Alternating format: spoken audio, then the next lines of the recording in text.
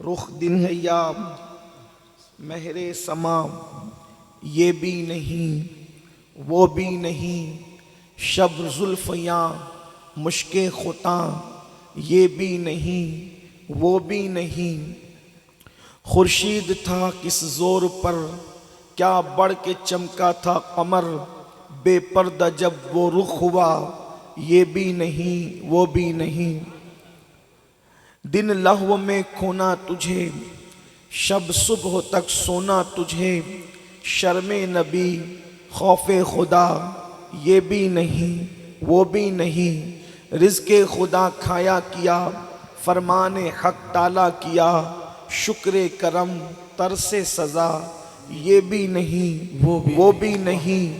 اور ڈر تھا کہ عصیاں کی سزا اب ہوگی یا روز جزا، ڈر تھا کہ عصیاں کی سزا اب ہوگی یا روز جزا، دی ان کی رحمت نے صدا، یہ بھی نہیں وہ بھی نہیں۔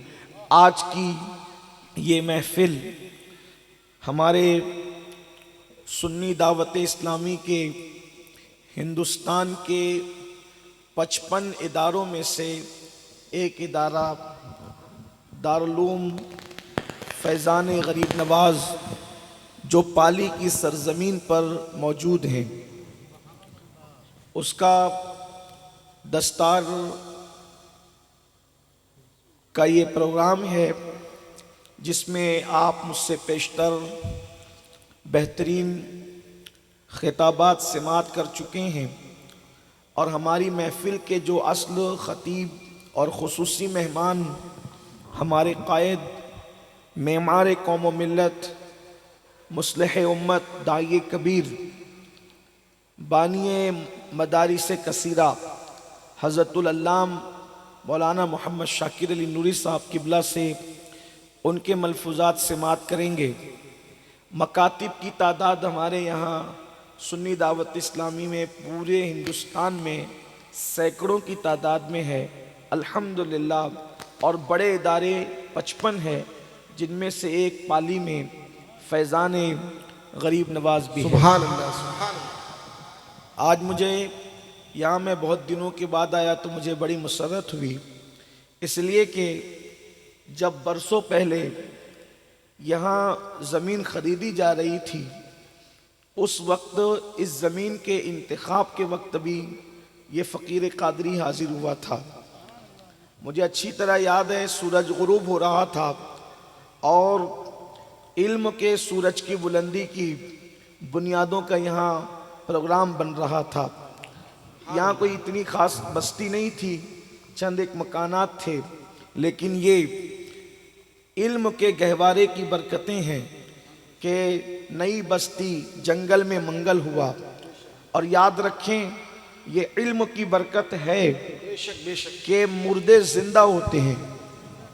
اللہ تعالیٰ نے جب موسیٰ علیہ السلام کو ایک عالم ربانی سے ملنے کی بات فرمائی تو نشانی یہی بتائی کہ موسیٰ وہاں بھنی ہوئی مچھلی لے کر جانا، جب وہ مچھلی بھنی ہوئی مچھلی زندہ ہو جائے گی تو سمجھ جانا کہ وہ عالم ربانی وہیں پر موجود ہے۔ تو علم سے زندگی ہے، بلکہ علم سے تو اسلام کی بھی زندگی ہے۔ اللہ کے رسول علیہ السلام نے فرمایا العلم حیات الاسلام و عماد الدین، علم اسلام کی زندگی اور دین کا ستون ہے۔ الحمدللہ یہ ادارہ، اور یاد رکھنا یہ ہمارے سنی دعوت اسلامی کے یہاں کے پالی کے کارکنان، جن میں حاجی غلام یاسین صاحب اور ان کے تمام رفقا جو سب برابر کے شریک ہیں، یہ لوگ بظاہر کوئی سند یافتہ عالم نہیں، لیکن اللہ نے ان لوگوں سے وہ کام لیا کہ بڑے بڑے اہل علم جو ہے وہ حیرت سے تک رہے ہیں، اس لیے کہ یہ میرے اللہ کا انتخاب ہے۔ اللہ جس سے چاہتا ہے، جو چاہتا ہے وہ کام لیتا ہے، اور ہماری دعائیں ان لوگوں کے ساتھ ہیں اور رہے گی۔ اور یہ بات بھی آپ سے کہہ دوں، پالی کے سنی مسلمانوں، اگر کوئی اللہ کے لیے دین کا کام کرنے کے لیے نکلے، یہ تو بہت بڑی بات ہے کہ پورا شہر پالی کا ہمارے ساتھ ہے، ان کی محبتیں ہمارے ساتھ ہے، ان کی الفتیں ہمارے ساتھ ہے، اس لیے کہ اگر آپ کی محبتیں نہ ہوتی تو یہ اتنا بڑا ادارہ نظر نہیں آتا۔ لیکن ایک بات آپ سے کہتا ہوں، اگر دین کا کام کرنے والوں کی کوئی مدد نہ بھی کرے تو میرے بے نیاز اللہ نے اعلان کر دیا، ان تنصروا اللہ ینصرکم، اگر تم اللہ کے دین کی مدد کرو گے تو کوئی تمہاری مدد کرے نہ کرے اللہ خود تمہاری مدد کیا کرتا ہے۔ سبحان اللہ، سبحان اللہ، نعرہ تکبیر، نعرہ رسالت۔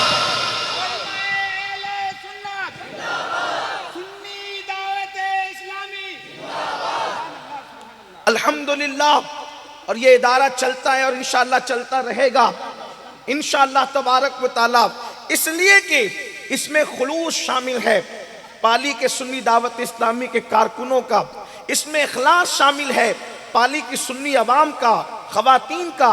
اللہ تبارک و تعالی اس کا بہتر صلہ، بہتر جزا آپ کو عطا فرمائے۔ میرے آقا علیہ الصلوۃ والتسلیم کے پیارے دیوانوں، میں نے جس آیہ کریمہ کی تلاوت کی ہے اس لیے کہ گفتگو تو ہو چکی اور گفتگو ہونے والی ہے، یعنی دو بڑی گفتگو کے درمیان میری گفتگو کی حیثیت بالکل ایسے ہی ہے جیسے دو سونے کی کڑی کو ایک پیتل کے تار سے، باریک تار سے جوڑ دیا جاتا ہے، ایسے ان دو خطبہ اور امیر کی گفتگو کے درمیان ایک باریک سا تار میری گفتگو ثابت ہونا ہے۔ لیکن بس جتنی دیر میں حضرت تشریف لاتے ہیں اتنی دیر میں آپ کی توجہ چاہتا ہوں۔ میرے پیارے آقا صلی اللہ علیہ وآلہ وسلم کے پیارے دیوانوں، ہم مسلمان ہیں اور مسلمان ہونے کی حیثیت سے ہمارا عقیدہ یہ ہے کہ جب ہم دنیا میں نہیں آئے تھے اس وقت بھی ایسا نہیں تھا کہ ہم نہیں تھے، دنیا میں آنے سے پہلے بھی ہم کہیں تھے، اور ہمارا یہ عقیدہ نہیں ہے کہ دنیا سے چلے جانے کے بعد ہم ختم ہو جائیں گے، نہ آنے سے پہلے نہیں تھے یہ عقیدہ نہیں، اور جانے کے بعد ختم ہو جائیں گے یہ عقیدہ بھی نہیں، بلکہ ہمارا عقیدہ یہ ہے یہاں آنے سے پہلے کہیں موجود تھے اور یہاں سے جانے کے بعد بھی ہم کہیں موجود رہیں گے۔ اور اس کے بعد اپنا بنیادی عقیدہ یہ ہے، مسلمان ہو، اہل ایمان ہو تو آپ کو یہ بات علمی سیکھنا چاہیے کہ ہمارے عقائد میں سے بنیادی عقیدہ یہ ہے کہ ہم قیامت کے دن اٹھائے جائیں گے، اور قیامت کے دن جب ہم اٹھائے جائیں گے تو ہمارا حساب ہوگا۔ اللہ جس کا چاہے گا حساب لے گا، اللہ جس سے چاہے گا پوچھے گا، اللہ جس سے چاہے گا سوال کرے گا۔ قرآن کہتا ہے اَيَحْسَبُ الْإِنسَانُ أَن يُتْرَكَ سُدًى، کیا انسان یہ تصور کرتا ہے کہ اللہ اس سے حساب نہیں لے گا؟ ایسا مت سمجھو کہ اللہ حساب نہیں لے گا۔ بڑے بڑے فرعونہ، یعنی بڑے بڑے فرعون، بڑے بڑے نمرود، بڑے بڑے بادشاہ، بڑے بڑے یزید کہلانے والے ظالم و جابر اس دن میرے اللہ کی ہیبت سے کانپ رہے ہوں گے اور اللہ سب سے حساب لے گا۔ لیکن میرے آقا علیہ السلام کے پیارے دیوانوں، آپ سے بھی حساب لیا جائے گا، مجھ سے بھی حساب لیا جائے گا۔ اَيَحْسَبُ الْإِنسَانُ أَن يُتْرَكَ سُدًى، کیا انسان یہ تصور کرتا ہے اللہ اس سے حساب نہیں لے گا؟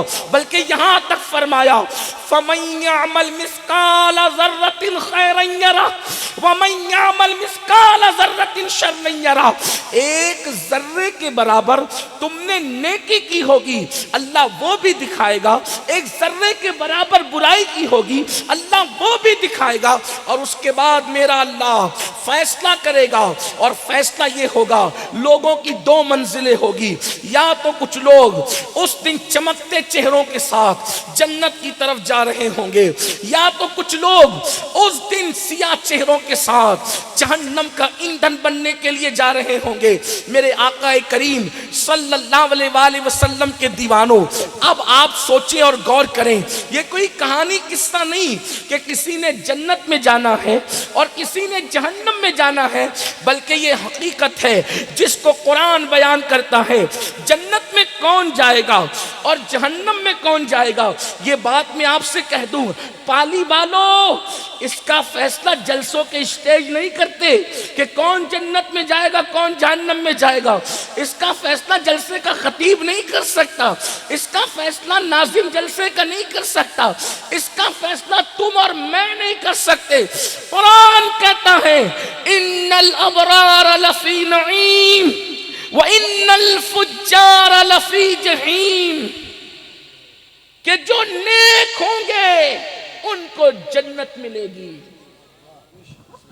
اور جو پاپی اور گنہگار ہوں گے ان کو جہنم ملے گی. جو نیک ہوں گے وہ جنت میں جائیں گے اور جو پاپی اور گنہگار ہوں گے وہ جہنم میں جائیں گے.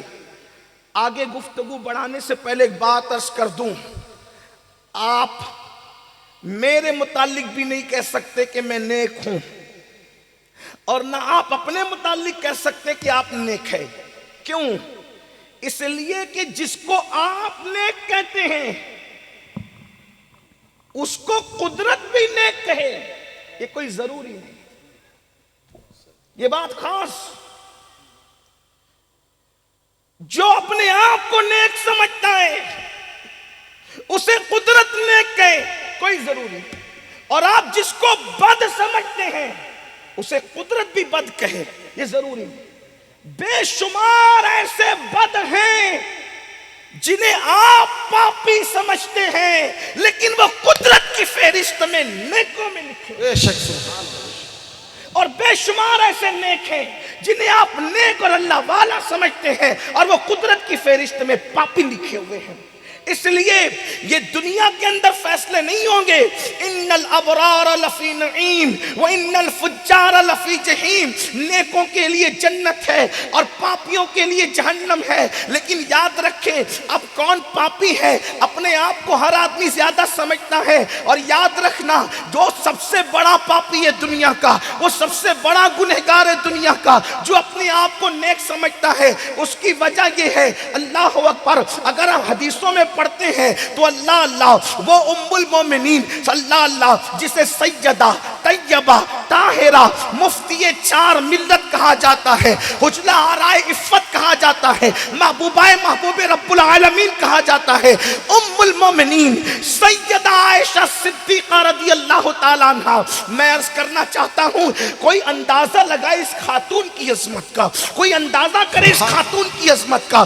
اس خاتون کی مقدس خاتون کی عزت و حرمت کا مینار اتنی بلندی پر ہے کہ کوئی دیکھنے والا دیکھنا چاہے تو اس کی ٹوپی گر جائے گی، لیکن عظمت عائشہ صدیقہ کے قصر مینار کی بلندی تک اس کی نظر جا ہی نہیں سکتی. اس کی وجہ میں بتانا چاہتا ہوں، تھوڑا توجہ کرنا. پہلے اماں عائشہ کی شان سنو. گھر میں جھاڑو دینے والی عورت کا نام عائشہ نہیں، گھر میں کپڑے دھلنے والی کا نام عائشہ نہیں. اماں عائشہ کس خاتون کا نام ہے؟ کس عورت کا نام ہے؟ اماں عائشہ کی شان سمجھو. دور آدم کی عورتوں سے لے کر امام مہدی کے دور کی عورت تک کسی عورت کو یہ شان حاصل نہیں کہ اس کے بستر پہ قرآن نازل ہوا. سبحان اللہ سبحان اللہ. ہو بھی نہیں سکتا، اس لیے کہ عورت اگر بے وضو ہو، توجہ کرنا، اماں عائشہ کے بستر پہ نزول قرآن کی بات کر رہا ہوں، عورت یا مرد بے وضو ہو تو وہ قرآن کی ایک آیت کو ہاتھ نہیں لگا سکتے. ٹھیک؟ اور جس کے بستر پہ قرآن نازل ہو اور وہ بھی بستر پہ کی شان سے اللہ اکبر رسول اللہ ان کے بستر پہ جلوہ گر ہوں اور پھر قرآن نازل ہو، یہ ام المومنین کی شان ہے. آپ مجھے بتائیں، اسی لیے تو ہم کہتے ہیں عائشہ صدیقہ کا بستر رشک طور ہے، رشک طور، کیونکہ طور پر موسیٰ جاتے ہیں اور تورات آتی ہے، اور بستر عائشہ پر جان موسیٰ جاتے ہیں اور قرآن آتا ہے. اللہ. نعرہ تکبیر، نعرہ رسالت، دارالعلوم فیضان غریب نواز، سنی دعوت اسلامی، اولاد غوث اعظم. سبحان اللہ سبحان اللہ. جس کے بستر کو طور بھی رشک کی نظر سے دیکھے، کیا بات ہے. جلوہ طور جسے رشک کی اللہ اکبر نظر سے دیکھے، وہ بستر عائشہ صدیقہ طریقہ ہے. اب اس خاتون کی عظمت کا کوئی اندازہ لگا سکتا ہے، لیکن اب دل کے کانوں سے سنو. 5 وقت کی نماز پڑھ کر اپنے آپ کو قطعی اور یقینی جنتی سمجھنے والوں، تاڑیاں رکھ کر اپنے آپ کو قطعی اور یقینی جنتی سمجھنے والوں، اس گھمنڈ میں ہو، اس غرور میں ہو کہ ایک مٹھی ہر مہینہ میں غریب نواز کے مزار پہ پھول ڈالتا ہوں، ہر مہینہ غوث پاک کی 11ویں کرتا ہوں، میں تہجد پڑھتا ہوں، میں قرآن کی تلاوت کرتا ہوں، میں جنت میں نہ جاؤں گا تو کون جنت میں جائے گا؟ میں قرآن پڑھنے والے کی بات نہیں کر رہا ہوں، جس کے بستر پہ قرآن آتا ہے اس کی بات کر رہا ہوں. میں اس کی بات نہیں کر رہا جو صرف کلمہ پڑھتا ہے. جس کا کلمہ ہے وہ خدا اس کی عظمت اور شان میں سورہ نور کی آیتیں نازل کرے. میں اس ام المومنین کی بات کر رہا ہوں. حدیث پاک میں آتا ہے جب بھی جہنم کا ذکر ام المومنین سیدہ عائشہ صدیقہ کے سامنے کیا جاتا، جہنم کی آگ کا ذکر کیا جاتا، جہنم کے عذاب کا ذکر کیا جاتا، اللہ اکبر، ام المومنین اتنا روتی کہ جب آنسو دوپٹے سے پوچھتی، کیونکہ عورتوں کی فطرت ہے، عورتیں جب روتی ہے تو دوپٹے سے آنسو پوچھتی ہے. ام المومنین سیدہ عائشہ صدیقہ جب جہنم کی آگ کا ذکر سنتی، جہنم کے عذاب کا ذکر سنتی، جہنم کے بچھوؤں کا ذکر سنتی، جہنم کے سانپوں کا ذکر سنتی، جہنم کی آگ کا ذکر سنتی، اتنا روتی کہ آپ کے دوپٹے کا پلو بھیگ جایا کرتا تھا. اگر نچوڑنے والا نچوڑے تو اللہ اکبر اس سے آنسوؤں کے قطرے ٹپک سکتے تھے. مجھے بتاؤ جس کے بستر پہ قرآن نازل ہوتا ہو وہ اللہ کے خوف سے اور جہنم کے عذاب سے اتنا رو رہی ہے، وہ اللہ کی خشیت سے اتنا لرزہ برنداب ہے، اللہ اکبر، جس کا حال یہ ہے کہ اگر وہ روٹھ جائیں. یہ بھی میں بات عرض کروں، اللہ اکبر، ہم نے یہ تو سنا ہے اور سچ سنا ہے کہ خدا کی رضا چاہتے ہیں تو عالم، خدا چاہتا ہے رضا محمد. اللہ جس محمد کو راضی کرنا چاہتا ہے وہ محمد مصطفیٰ جس کے روٹنے پہ اسے منانے کے لیے آتے ہو اسے عائشہ صدیقہ کہتے ہیں. سبحان اللہ، سبحان اللہ. اما عائشہ کو منانے کے لیے حضور آتے، فرماتی کہ میں روٹ کے بیٹھ جاؤں تو حضور مجھے منانے آیا. حضور میری رضا چاہتے تھے، میری خوشی چاہتے تھے. آقا نے فرمایا عائشہ کی فضیلت عورتوں پر ایسی ہے جیسے سرید کی فضیلت اور کھانوں پر ہے.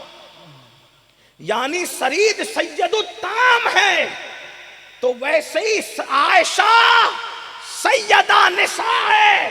عورتوں کی سید نسواں ہے، خواتین کی جو ہے وہ عورتوں کی سردار ہے. وہ اللہ تبارک و تعالیٰ نے ان کو یہ مقام. لیکن اللہ اکبر، جہنم کا ذکر سن کر اتنا روتی کہ دوپٹہ بھیگ جاتا آنسوؤں سے. کیا کبھی ہم پر بھی یہ منزل آئی؟ کیا کبھی ہم پر بھی یہ مقام آیا؟ ہم تو سینہ تان کر کے گھمنڈ کر رہے ہیں میں جنت میں نہ جاؤں گا تو کون جائے گا. آئیے ذرا جہنم کی وادیوں کا کچھ ہم احساس بھی کر لیں. تھوڑا سا جہنم کا مشاہدہ کرنے والے رسول نے جو جہنم کے بارے میں بتایا تھوڑا سا سن لے. اس لیے کہ آج مسلمان کو جہنم کا پتہ نہیں، جہنم کی عذاب کا پتہ نہیں، اس لیے لوگ مغرور ہے، گھمنڈی ہے. 5 وقت کی نمازوں پر، لوگ تہجد پر گھمنڈی ہے، لوگ ایک پارہ تلاوت کرتے تو اس پہ گھمنڈی ہے. وہ مولا علی، توجہ کرنا، وہ مولا علی جو سواری کی ایک رکاب پر پیر رکھتے ہیں تو دوسرا پیر دوسرے رکاب پر رکھنے سے پہلے قرآن ختم کرتے ہیں. ایک پارے کی بات نہیں کر رہا ہوں. اب یہاں آج کل کے سائنس کے نوجوانوں کو لگتا ہے یہ کیسے ہو سکتا ہے، یہ کیسے ہو سکتا ہے کہ ایک رکاب پر پیر رکھ کر دوسرے رکھنے سے پہلے قرآن ختم ہو جائے. تو میں آپ کو یہ بتانا چاہتا ہوں کہ یہ اللہ کی شان ہے، یہ اللہ کی، کہ وہ وقت کو سمیٹ دیتا ہے. ہاں، جیسے مثال کے طور پہ معراج حضور کو جو ہوئی وہ کتنی دیر میں ہوئی؟ تو آپ کا ہمارا عقیدہ ہے کہ بستر بھی گرم نام قبول کیا. جس دور میں اسلام کا نام لینا بھی جرم سمجھا جاتا تھا ایسے لوگ، لیکن اور پھر حضور نے ان کو جنت کی بشارتیں دی. مولائے کائنات تو ان 10 لوگوں میں ہیں جن کو میرے آقا نے دنیا میں جنت کی بشارت دی. آقا فرماتے ہیں ابو بکر فی الجنہ، عمر فی الجنہ، عثمان فی الجنہ، علی فی الجنہ، سعد فی الجنہ، سعید فی الجنہ. آقا فرماتے ہیں ابو طلحہ فی الجنہ. اس طریقے سے میرے آقا علیہ الصلوۃ والتسلیم نے سعید فی الجنہ 10 نفوس قدسیہ کا نام لے کر ایک ہی محفل میں ان کی جنت کی بشارت دی. میرے امام کہتے ہیں وہ 10 جن کو جنت کا مشتاق ملا، اس مبارک جماعت پہ لاکھوں سلام، جن کو رسول اللہ نے جنت کی بشارتیں دی. وہ لوگ کیسے روتے ہیں؟ ایسے روتے ہیں جہنم کے عذاب کو یاد کر کے، جیسے سانپ کا ڈسا ہوا تڑپ تڑپ کر کے روتا ہے. اور فاروق اعظم کا حال ہی عجیب ہے. جب وہ جہنم کا عذاب قرآن میں پڑھتے تھے تو پڑھتے پڑھتے بے ہوش ہو جایا کرتے تھے، ہوش کھو دیا کرتے تھے. ایک مرتبہ کسی نے آپ کے سامنے آیت پڑھی، ان عذاب ربک لواقع ما لہ من دافع، کہ بے شک تیرے رب کا عذاب واقع ہو کر کے رہے گا اور اللہ کے عذاب کو کوئی ٹال نہیں سکتا. فاروق اعظم چیخ مار کے بے ہوش ہو کے زمین پہ گر پڑے اور 3 دن تک بیمار رہے. لوگ آپ کی عیادت کو آتے تھے. یہ وہ نیک لوگ ہیں جن پہ جہنم حرام، یہ وہ نیک لوگ ہیں جنہیں جنت کی بشارتیں، ان کا یہ حال. اور ہم لوگ جنہیں جنت کا کوئی ٹھکانہ ہی نہیں، نماز چھوڑ رہے ہیں، جھوٹ بک رہے ہیں، بدکاری اور زنا کے اڈوں پہ جانے والے جا رہے ہیں، شراب کے نشے میں دھت ہو رہے ہیں، سود کے دھندے کر رہے ہیں، حرام کاروبار کر رہے ہیں، عورتوں پہ پاپ کی نظریں ڈال رہے ہیں، یتیموں کا حق چھین کر کے حرام مال کھا رہے ہیں، اپنے بھائیوں کی حق تلفیاں کر رہے ہیں، اپنی بہنوں کی حق تلفیاں کر رہے ہیں، اپنی بیویوں کی حق تلفیاں کر رہے ہیں. اور اس کے بعد گھمنڈ ہے، غرور ہے. کس بلا کی میں سے ہے سرشار ہم، دن ڈھلا ہوتے نہیں ہوشیار ہم. اے پالی کے سنی مسلمانوں، فیضان غریب نواز کے اجلاس میں آنے والوں، میرے بھائیوں میری بہنوں، آئیے ذرا میں آپ کو بتاؤں نا. اللہ اکبر. اما عائشہ روتے روتے دوپٹہ تر کرے، فاروق اعظم روتے روتے بے ہوش ہو جائیں، سیدنا علی مرتضیٰ ایسے روئے جیسے سانپ کا ڈسا ہوا تڑپ تڑپ کر کے روتا ہے. مولائے کائنات کی داڑھی آنسوؤں سے تر ہو جاتی ہے. اس طرح وہ رونے والے روتے ہیں کیونکہ ان کو پتا تھا کہ جہنم ہے کیا. ہمیں نہیں پتا جہنم کیا ہے. جب جہنم کا ذکر ہوتا ہے تو ہمارے ہونٹوں پہ ہنسی آتی ہے. مولانا تو کہانی بیان کر رہے ہیں، مولانا تو قصہ بیان کر رہے ہیں. مولانا کی بات نہیں کرتا، مولا کی بات کرتا ہوں. سنو، میرے آقا غیب دا نبی مصطفیٰ جان رحمت صلی اللہ علیہ وآلہ وسلم ارشاد فرماتے ہیں کہ میں نے ایک بندے کو دیکھا جس کی شکل بڑی ہیبت ناک تھی. اب ذرا دل کے کانوں سے سننا اور اپنے آپ پر رحم کرنا. گناہوں کے اڈوں کو آباد کرنے والوں، بدی کے اڈوں کو آباد کرنے والوں، اپنے حال پر رحم کر لو. خدا را بہت بڑی گھاٹی ہے جسے جہنم کہتے ہیں. میرے نبی نے، میں اپنی ماں اور بہنوں کی بھی توجہ چاہتا ہوں. میری بہنوں، چولہا پھونکتے پھونکتے زندگی ختم کر دو گی. میری بہنوں، کپڑے جھاڑو کرتے کرتے زندگی ختم کر دو گی. یہ بے وفا دنیا ہے. میری بہن، جن کو تو گرم گرم کھانا پکا کر دیتی ہے وہ شوہر بھی تیری قبر میں تجھے بچانے نہیں آئے گا.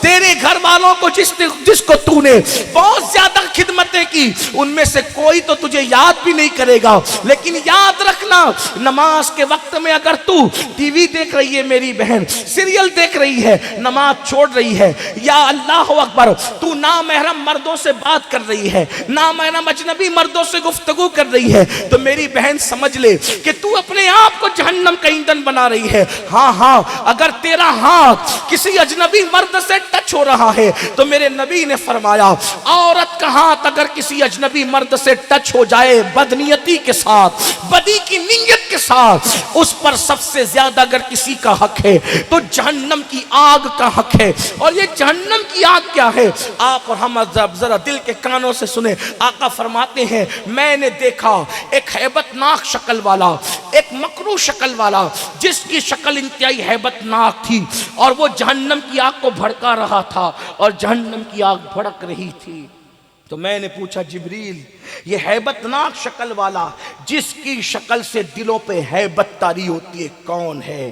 تو کہا کہ یہ داروغہ جہنم ہے جو ابھی بھی بھڑکا رہا ہے اور قیامت تک جہنم کی آگ کو بھڑکاتا رہے گا۔ اور جہنم کی آگ کیا ہے پتہ ہے؟ دنیا کی آگ جو جلاتی ہے، سائنسدانوں کی تحقیق کے مطابق دنیا کی آگ کی جو حرارت ہے، عام طور پہ ایندھن اگر پاورفل ہو تو 200 ڈگری سینٹی گریڈ اس کی حرارت ہوتی، ٹھیک؟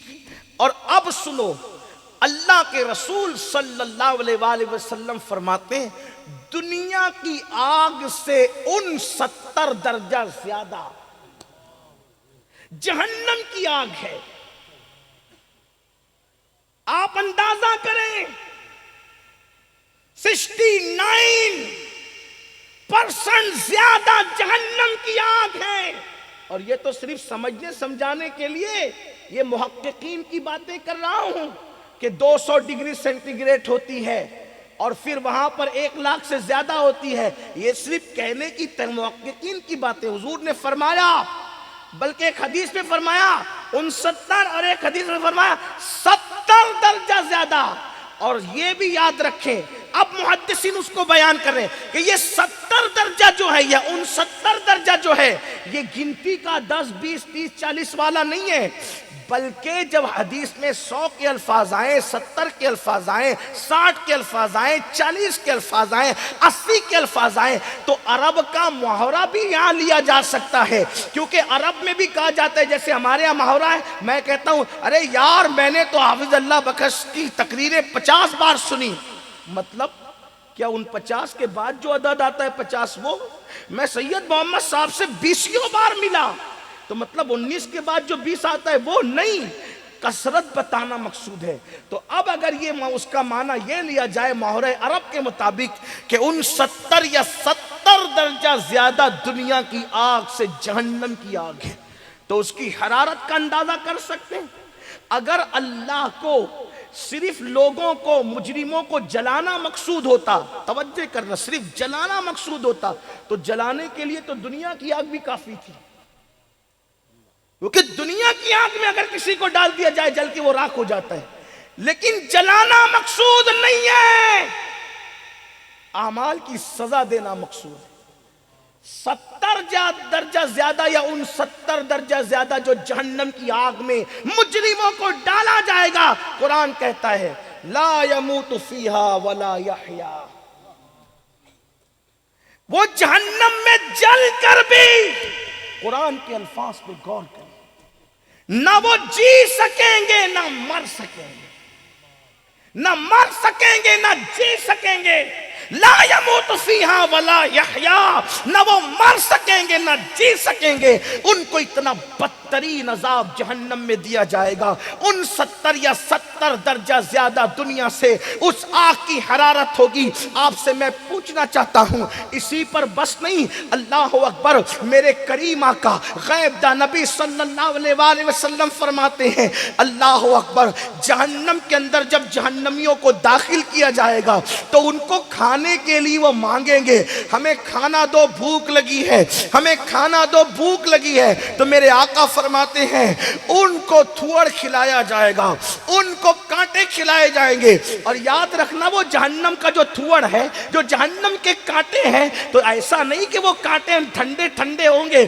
نہیں، بلکہ وہ کانٹے بھی آگ کے بنے ہوں گے، وہ تھوڑ بھی آگ کا بنا ہوگا، اور جب لوگ اس کو منہ میں ڈالیں گے، اللہ اکبر، آپ سوچ سکتے ہیں اللہ اللہ، اگر آج سالن میں نمک زیادہ ہو جائے تو ہمارے کھانے کی ہمت نہیں ہوتی، اگر آج سالن میں مرچ زیادہ ہو جائے ہمارے کھانے کی ہمت نہیں ہوتی۔ میرے آقا علیہ السلام کے پیارے دیوانوں، اگر چائے گرم گرم منہ کے اندر چلی جائے، زیادہ گرم ہو، منہ اور زبان جل جاتا ہے، تو انسان کی کیفیت کیا ہوتی ہے؟ تھوڑی دیر کے لیے ذرا تصور تو کرو، تھوڑی دیر کے لیے ذرا غور تو کرو۔ اللہ اکبر، انٹرنیٹ پر غور کرنے والوں، سائنس کے ضابطوں پہ غور کرنے والوں، جغرافی کے اصول پہ غور کرنے والوں، ریاضی کے ضابطوں پہ غور کرنے والوں، ذرا اپنی آخرت کے احوال پہ غور تو کرو۔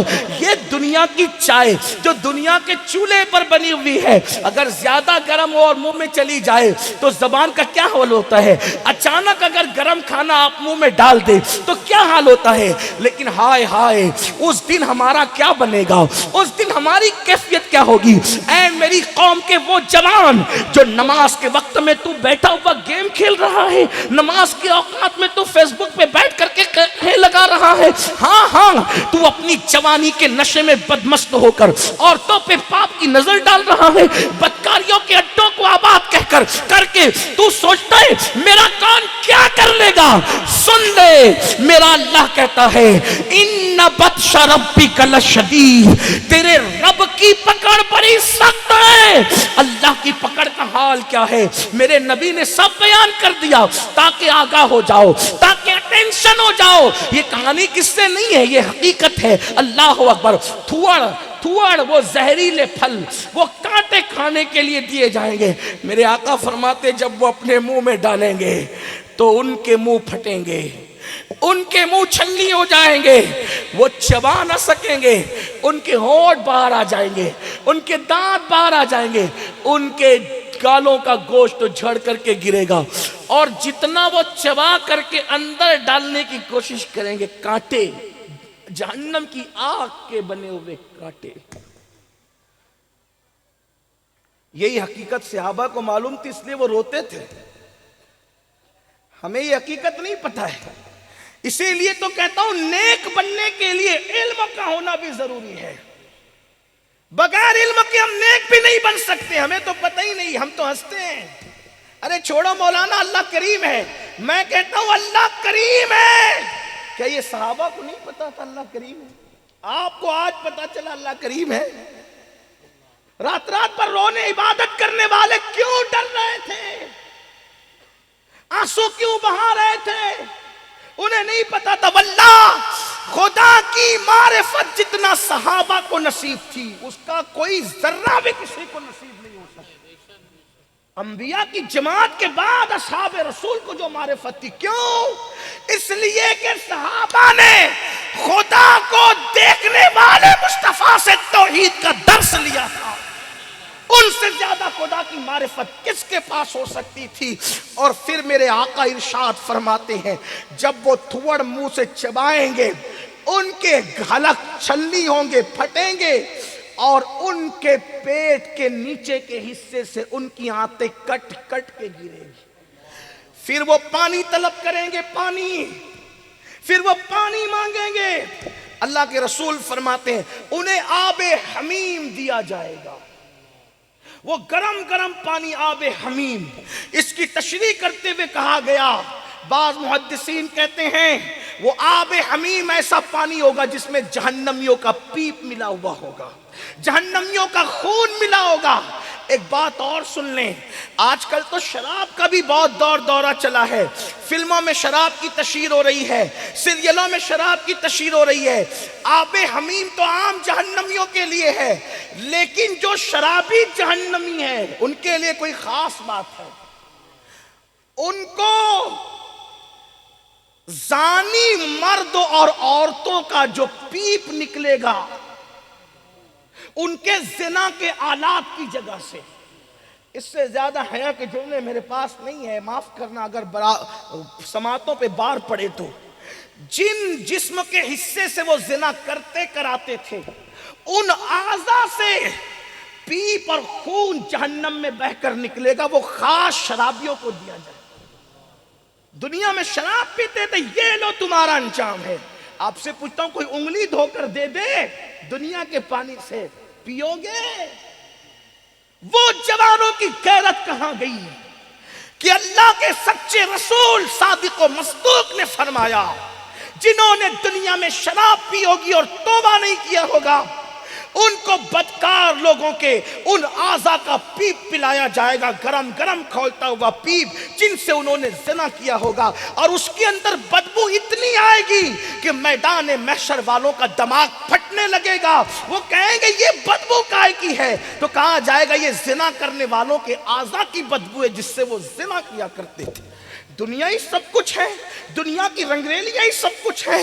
نہیں نہیں میرے عزیز بھائی، دنیا میں تو پہلی اور آخری بار آیا ہے. ایسی نادانی مت کر، ایک دن تیری روح کا رشتہ تیرے جسم سے ٹوٹ جائے گا. اگر تو جوانی کے نشے میں ڈوب کر اپنے آپ کو جہنم کی طرف لے جا رہا ہے، میرے بھائی تیرے اندر ہمت نہیں ہے. تو کیا میں کیا. اللہ اکبر. آئیے میرے نبی نے، اللہ بے شمار درود و سلام نازل کرے میرے آقا پر. میرے آقا نے فرمایا جہنمیوں پر جو ہتھوڑا مارا جائے گا، جہنمیوں پہ جو ہتھوڑا مارا جائے گا، کچھ لوگوں کے سر پہ، کچھ لوگوں کی شرمگاہوں پہ، کچھ کو کہیں کچھ کو کہیں، سر پہ ہتھوڑا ان کے مارا جائے گا جو نماز میں سستی کرتے تھے.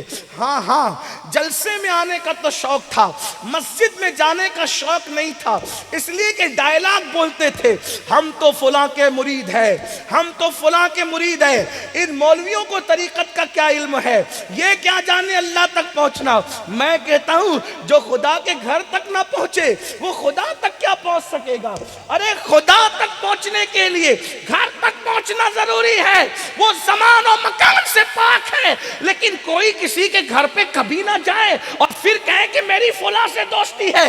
ارے دوستیوں کا پتہ تو گھر پہ آنے جانے سے پتہ چلتا ہے. لوگ بتاتے میں امین القادری کے کتنا قریب ہوں کہ میں اس کے بیڈ روم تک جاتا ہوں تو لوگ کہتے کہ یقیناً یہ قریب ہو سکتا ہے. لیکن اگر کوئی پوچھے کبھی اس کا گھر بھی دیکھا ہے، نہیں گھر نہیں دیکھا، تو وہاں پھر قریبی کیا ہوا، دوستی کیا ہوئی. آپ مجھے بتائیں جو جتنا گھر آتا جاتا ہے اس کا تعلق اتنا زیادہ مضبوط ہوتا ہے. جو جمعہ کی 2 رکعت کے علاوہ نہیں آتے وہ اللہ کا قرب کیا پا سکتے ہیں. خدا کے مقرب تو وہ ہوتے ہیں جو مسجدوں کی کبوتریاں بن جاتے ہیں. اسی لیے سبحان اللہ، نعرہ تکبیر. جس کو خدا کے گھر میں آتا جاتا دیکھو اس کے ایمان کی گواہی دے.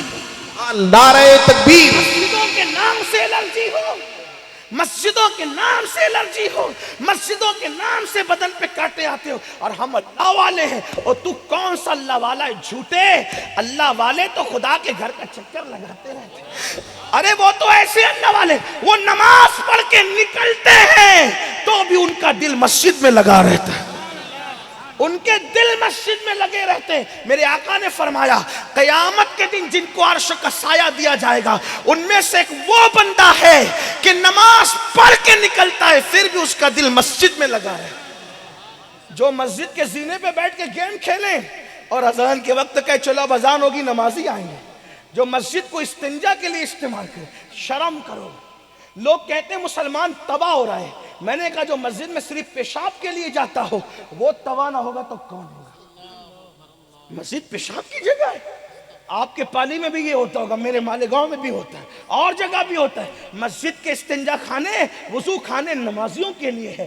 لیکن یہ جو کبھی مسجد میں نہیں آتے، مسجدوں میں پیشاب کرنے آتے، مسجدوں میں پخانہ کرنے آتے ہیں. اللہ اکبر. اس کا حکم کیا یہ تو مفتی لوگ بتائیں گے، میں تو فقیر آدمی ہوں، میں آپ کے سامنے کوئی حکم نہیں بیان کرتا. لیکن آپ سے پوچھنا چاہتا ہوں مسجدوں میں صرف پیشاب کے لیے جاتے ہو، کبھی سجدے کے لیے نہیں جاتے؟ یہ قوم تباہ نہیں ہوگی؟ یہ قوم برباد نہیں ہوگی؟ لوگ کہتے ہیں دیکھو قوم کے سروں پر مصیبت کے بادل منڈلا رہے ہیں. میں کہتا ہوں جس پہ خدا لعنت کرے اس کے سر پہ مصیبت کے بادل نہ ہوں گے تو کس کے سر پہ ہوں گے؟ آپ بتائیں نا مجھے، آپ مجھے بتائیں. اللہ کے رسول نے فرمایا اے ابو ہریرہ اگر ہو سکے تجھ سے تو کسی بے نمازی کے بازو میں مت بیٹھنا.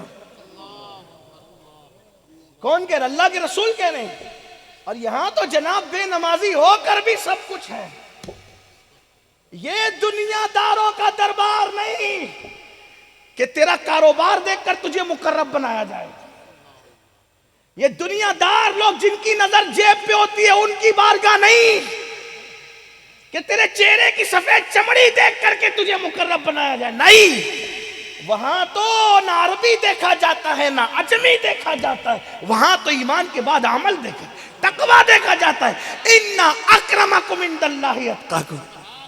آپ نے کیا سمجھ رکھا ہے؟ اپنے ارد گرد کے محلوں کے گھر سمجھ رکھے کہ میں کچھ بھی کروں گا اللہ مجھ سے پیار کرے گا، رسول اللہ مجھ سے پیار کریں گے. سن لو، میں اپنی طرف سے نہیں کہہ رہا ہوں. جب یہ باتیں میں کرنے لگتا ہوں تو لوگوں کو ایسا لگتا ہے کہ یہ گڑھ کر کے بول رہے ہیں. میرے اندر اتنا دماغ نہیں کہ میں گڑھ کے بولوں. پڑھ کر جتنا پڑھا ہے اتنا بھی نہیں بول پاتا تو گڑھنے کی فرصت کہاں سے لاؤں. ہاں یہ بھی لوگوں کو فقی ابو اللیث سمرقندی نے لکھا اپنی کتاب میں. میں جو روایتیں پڑھ رہا ہوں وہ ساری روایتیں میں آپ کو بتا سکتا. اور آج کل تو میں پی ڈی ایف میں لے کے چلتا ہوں اس لیے کہ مجھے پتا ہے کہ میری گفتگو کچھ لوگ سننے آتے ہیں کچھ سونگنے آتے ہیں. تو سونگنے والوں کو بھی میں چارہ پیش کر سکتا ہوں, کوئی تکلیف کی بات مجھے نہیں ہے, میری ذمہ داری ہے, میں بتاؤں گا آپ کو. ہاں تو فقی ابو اللیث سمرقندی نے, علماء سے کہتا ہوں الفاظ میرے تبدیل ہو سکتے روایت بیان کرتے گفتگو کر سکوں, کیونکہ میں یہ ان کے سامنے گفتگو میں بے ادبی سے قریب سمجھتا ہوں. لیکن ایک سے دو بات, فکر رضا اس لیے چھوڑی نہیں جا سکتی کہ فکر رضا محلہ سوداگران کی فکر نہیں ہے. صرف فکر رضا 1450 سال کے سواد اعظم کے عقیدے کا اتنے مجموعہ نچوڑ کر امام احمد رضا نے پیش فرمایا, اس لیے وہ چھوڑا نہیں جا سکتا. اور وہ فکر یہی ہے, دشمن احمد پہ شدت کیجئے, ملحدوں کی کیا مروت کیجئے, انہیں جانا انہیں مانا, نہ رکھا غیر سے کام, للہ الحمد میں دنیا سے مسلمان گیا. یہ ہمارے امیر کو آپ دیکھ رہے ہیں. ایک بات, اب ہمارے قائد کو آپ نے پالی والوں نے دیکھا, میں پہلی مرتبہ بھی آیا تھا تو امیر محترم کے ساتھ آیا تھا. اس وقت میرے چہرے پہ داڑھی بھی نہیں نکلی تھی, تب حضرت کے ساتھ آیا تھا. بہترین بارش ہوئی تھی, بارش کا موسم بظاہر نہیں تھا اور بارش ہوئی تھی اور بہت خوبصورت پروگرام تھا. آپ حضرت کو دیکھتے ہیں کتنی نرم گفتگو یہ کرتے ہیں, کتنی اصلاحی گفتگو کرتے ہیں نا. لیکن ہمارے امیر نے کبھی سنیت چھپا کے بات نہیں کی. جہاں ضرورت پڑی تو وہاں دو دھاری تلوار ہو کر کے کہا, میں وہ سنی ہوں جمیل قادری مرنے کے بعد, اور میرا لاشا بھی کہے گا الصلوۃ والسلام. ایک بات میں آپ کو بتاؤں, پالی میں متصلف سنی بننا آسان ہے, مالیگاؤں میں متصلف سنی بننا آسان ہے, لیکن مکہ شریف جا کر کے اچھے اچھوں کو دیکھتے ہیں, ہے نا, سوال کیے جاتے ہیں تو لوگ گھما پھرا کے جواب دیتے ہیں. یہ واقعہ میں نے میرے بڑے بھائی, میرے برادر مشفق و مہربان برادر بلبل باغ مدینہ الحاج قاری محمد رضوان خان صاحب سے سنا, اور انہوں نے مجھے بتایا, جس کا مفہوم پیش کر رہا ہوں. یہ جو مرد کلندر بیٹھا ہے نا, ان کے ساتھ اگر ہم بریلی شریف سے وابستہ ہونے کے باوجود بھی اگر لگے ہوئے ہیں دین کے کام کی وجہ سے, تو وجہ کیا ہے کہ ہم ان کی رات کو بھی دیکھتے ہیں, دن کو بھی دیکھتے ہیں. یہ جیسے کمرے میں ویسے ٹرین میں بھی, جیسے ٹرین میں ویسے کمرے میں بھی ہے, اور منبر پہ بھی ویسے ہی ہے. حج کے لیے حضرت تشریف لے گئے تھے, ساتھ میں قاری رضوان صاحب بھی تھے. مینا کا ماحول تھا, مینا کا میدان تھا. مینا کے میدان میں ایک بدعقیدہ مولوی کچھ تقریر کر رہا تھا, اور مینا میں تو دیواریں ہوتی نہیں, وہ پردے لگے ہوتے ہیں. اس نے تقریر کرتے کرتے اللہ کے رسول کی شان میں گستاخی کی. آپ جانتے ہیں, قاری رضوان صاحب نے مجھے بتایا, جب اللہ کے رسول کی گستاخی مینا میں ہو رہی ہے اور بدعقیدہ مولوی کر رہا ہے, اس وقت تو لوگ مصلحتوں سے کام لیتے ہیں کہ پابندی نہ لگ جائے, پاسپورٹ پر جو ہے پابندی نہ لگ جائے. لیکن جس امیر کی قیادت میں ہم کام کرتے ہیں, انہوں نے وہ پردہ پھاڑا, اور جو بدعقیدہ مولوی گستاخی کر رہا تھا اس کو مارنے کے لیے دوڑے. اتنی نرم طبیعت کی شخصیت کے لیے آپ کبھی یہ تصور کر سکتے ہیں مارنے کے لیے دوڑے ہوگے تو کیا ہوا ہوگا؟ لیکن یہ صدیق اکبر کی سنت ہے, اپنوں میں رہو تو ایسے جیسے پھولوں کی طرح, ہے نا, اور اوروں کو جب دیکھو تو اشداء علی الکفار کے مصداق بن جاؤ. حضرت دوڑے, میں حضرت کے سامنے یہ بات بطور مفہوم پیش کر رہا ہوں. قاری صاحب نے مجھے بہت طویل طور پہ بتایا تھا لیکن وقت زیادہ ہوا ہے. آپ بتائیں ایسا شخص جس قافلے کی قیادت کر رہا ہو کہ جو مینا میں احرام کے اندر, مینا کے اندر, مینا کی سرزمین پر آپ جو ہیں مینا میں اگر دوڑے کپڑوں کو سمیٹ کر مارنے کے لیے کسی کو گستاخی کی بنیاد پر, تو اس قائد کے پیچھے چلنے والے کیا کبھی یہ فکر کے حامل ہو سکتے ہیں کہ ہم اپنی سنیت کو چھپائیں؟ ہرگز کبھی نہیں. تو میں اپنی بات ختم کر دوں. میرے آقا نے فرمایا, اے ابو ہریرہ, ہو سکے تو کسی بے نمازی کی صحبت میں نہ بیٹھ, اس لیے کہ بے نمازی پر آسمان سے لعنت برستی. میں اپنی گفتگو کو یہیں پر مکمل کرتا ہوں اس دعا کے ساتھ, اگر گفتگو کے درمیان کوئی غلطی ہو تو اللہ معاف کرے. اور اللہ ہم سب کو عمل کی توفیق عطا کرے. اللہ ہمیں جہنم کی آگ سے محفوظ رکھے, اللہ ہمیں جہنم کی عذاب سے بچائے, اور اللہ میں حضور کی سچی وفاداری عطا کرے, نبی اور آل نبی کی وفاداری احترام اصحاب کے ساتھ اللہ ہم سب کو عطا کرے. کیونکہ میرے امام کہتے ہیں اہل سنت کا ہے بیڑا پار, اصحاب حضور نجم ہے اور ناؤ ہے, اطرت رسول اللہ کی اصحاب نجوم رہنما ہے, کشتی ہے آل مصطفی. تو الحمدللہ ایمان ہے آل مصطفی, قرآن ہے حال مصطفی, اور اللہ نہ چھوٹے دست دل سے, اللہ نہ چھوٹے دست دل سے دامن خیال مصطفی, دامن خیال مصطفی. آئیے اسی فکر رضا کے حامل مرد قلندر جس کی فکر نے غلام یاسین بھائی جیسے شخص کو بھی یہ راہ پر لگا دیا کہ بیٹری کا دھندا کرتے کرتے جس نے اپنے کاروبار کو دوسرے نمبر کا درجہ دے کر دیہاتوں میں پھرنے لگا وہ جوان, اور اب جوانی سے بڑھاپے کی منزلوں کی طرف بڑھ گیا. الحمدللہ کم و بیش 100 دیہاتوں کے اندر سنی دعوت اسلامی مکمل جو ہے وہ مکاتب چلا رہی ہے. سبحان اللہ. اور ایسی جگہ بھی جانا ہوتا ہے, حضرت بھی گئے ہیں, حضور مفکر اسلام بھی گئے ہیں, حافظ اللہ بخش صاحب بھی بتائیں گے گئے ہیں, سید محمد میرے بھائی قادری صاحب بھی گئے, اور بھی علماء, کہ جہاں کے لوگوں کو سلام کرنے کا شعور نہیں, جب ہم جاتے ہیں تو وہ استقبال کے لیے ہاتھ جوڑتے ہیں. ایسی زمین پہ جا کے 5 گھر ہے مدرسہ قائم کیا, 3 گھر ہے مدرسہ قائم کیا, اور آپ کے پالی میں اتنا بڑا ادارہ قائم کیا, امجدی مسجد قائم کی. الحمدللہ یہ سب کچھ کام ہوا یہ آپ کے تعاون سے ہوا. یقین جانیے ہمیں ایسے لوگوں کا دست و بازو بننا چاہیے اور ایسے لوگوں کا سپورٹ کرنا چاہیے. ایک بات بڑھ رہی ہے لیکن ایک بات کہہ دیتا ہوں. اکبر نے ایک مرتبہ بربل سے پوچھا تھا, اکبر نے ایک بار بربل سے پوچھا تھا, بربل یہ بتا سچ اور جھوٹ میں کتنا فرق ہے. اکبر نے بربل سے پوچھا تھا کہ سچ اور جھوٹ میں کتنا فرق ہے, تو بربل نے کہا تھا بادشاہ صرف 4 انگل کا فرق ہے, سچ اور جھوٹ میں صرف 4 انگل کا فرق ہے. جو کان سے سنو وہ زیادہ تر جھوٹ ہوتا ہے, اور جو آنکھ سے دیکھو وہ زیادہ تر سچ ہوتا ہے. غلام یاسین نے کیا کیا, سنی دعوت اسلامی نے کیا کیا, آپ کو سنانے کی ضرورت نہیں ہے, آپ اپنی آنکھوں سے دیکھ لو. اور اللہ انہیں سلامت رکھے, جب یہ دنیا سے جائیں گے تو اپنے سینے پر یہ ادارہ نہیں لے کر کے جائیں گے, یہ تو قوم کے لیے چھوڑ کر کے جائیں گے, اور مزید بڑے منصوبے بھی ہیں. اس لیے آپ سے میری گزارش ہے کہ آپ سنی دعوت اسلامی کے دست و بازو بنیے. اگر دور نزدیک سے لوگ آئیں تو میری گزارش ہے فکر رضا کی احیاء عشق رسول کی اس تحریک کو اپنے علاقوں میں, اپنے دیہاتوں میں, اپنے شہروں میں اس کی برانچز کو قائم کریں, تاکہ محبت رسول کا پیغام جو ہے وہ عام ہوتا رہے. اس تحریک کا مقصد نہ اوٹ نہ نوٹ نہ شخصیت پرستی ہے, اس تحریک کا مقصد ایک ہی ہے, بھٹکے ہوئے آہو کو پھر سوئے حرم لے چل. اس تحریک کا مقصد ایک ہی ہے, قوت عشق سے ہر پست کو بالا کر دے, دہر میں اسم محمد سے اجالا کر دے. انشاءاللہ پہلے حضرت کی گفتگو ہوگی, پھر ہم دستار کرتے ہیں. میری گزارش ہے کہ پہلے حضرت کی گفتگو کروا لیں. بہت خوبصورت ماحول ہے, پالی والوں نے بہت اچھا ماحول بنا رکھا ہے سننے سنانے کا. ایسے خوبصورت ماحول میں ایسا خوبصورت خطیب خوبصورت باتوں کو لے کر کے پیش کر دینا چاہیے. کیا خیال ہے آپ کا؟ پھر